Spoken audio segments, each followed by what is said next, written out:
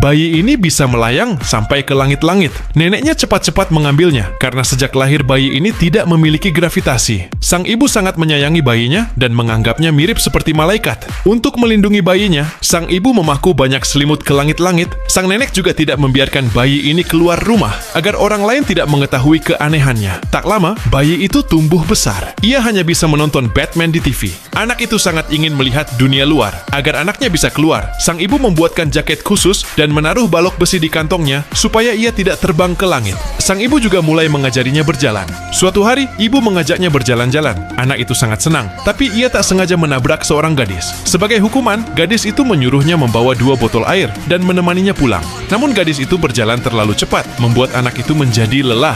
Jadi ia pun membuang balok besi di sakunya. Sesampainya di rumah gadis itu, tapi anak itu tidak berani menyerahkan botol airnya. Gadis itu bingung, lalu langsung merebut botol air miliknya. Detik berikutnya, anak itu melayang ke atas dan terjebak di atap. Melihat kejadian aneh itu, gadis itu diam terpukau.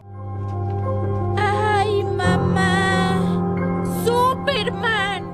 Lalu ia menariknya turun dan memberinya tas berwarna merah. Sejak itu mereka jadi teman dekat. Setiap hari, gadis itu datang ke rumahnya. Mereka menonton TV dan bermain bersama, dan anak itu selalu membawa tas merahnya. Saat tiba waktunya sekolah, saat mereka baru sampai di depan kelas dan baru tahu bahwa tas sekolah harus digantung di luar. Untuk menjaga rahasia anaknya, sang ibu terpaksa menyuruhnya belajar di rumah. 20 tahun kemudian, anak itu tumbuh dewasa dan masih membawa tas merahnya. Suatu hari, ia menonton acara bakat di TV. Sekelompok orang mempertunjukkan kekuatan super, membuatnya jadi tertarik. Lalu ia menulis surat perpisahan untuk ibunya dan pergi secara diam-diam. Keesokan harinya, ia tampil dengan tas merahnya. Ia naik ke panggung tinggi dan melompat. Lalu ia benar-benar melayang. Setelah itu, ia menjadi terkenal dan menerima banyak iklan. Brand tas miliknya pun laku keras. Bahkan ia sampai dibuatkan sebuah patung. Tapi hidup seperti itu bukan yang diinginkannya. Suatu hari saat tampil, ia melihat ibunya di kursi penonton dan hatinya langsung hancur. Ia pun berhenti tampil di acara tersebut. Kemudian, ia bertemu dengan teman dekatnya dulu.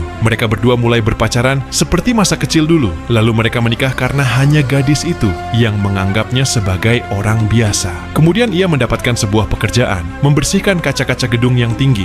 Walau ia tidak bisa menjadi Batman sungguhan, kehidupan sederhana inilah yang sangat ia inginkan. Sekarang pertanyaannya, apa yang akan kamu lakukan jika punya kekuatan terbang seperti ini?